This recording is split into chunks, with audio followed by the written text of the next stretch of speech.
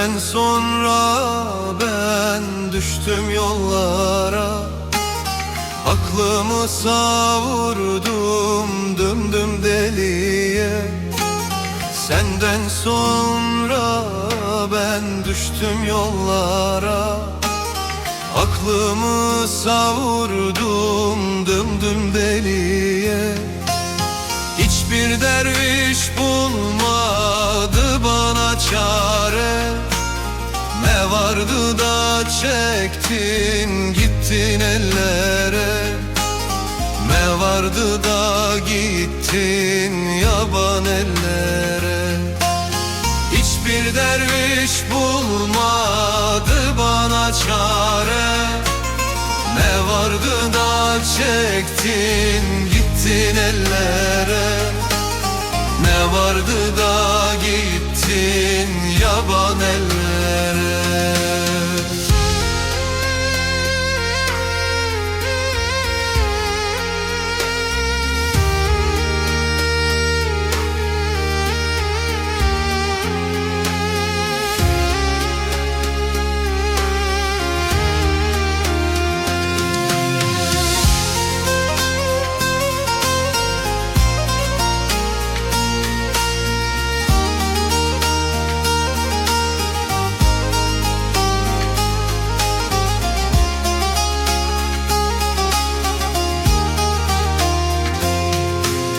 Senden sonra ben baktım gecelere, oturup ağladım eski günlere.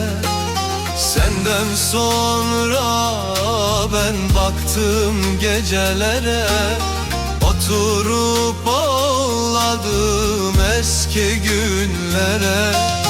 Her gelene sordum sustu yüzüme, ne vardı da çektin gittin ellere, ne vardı da gittin yaban ellere.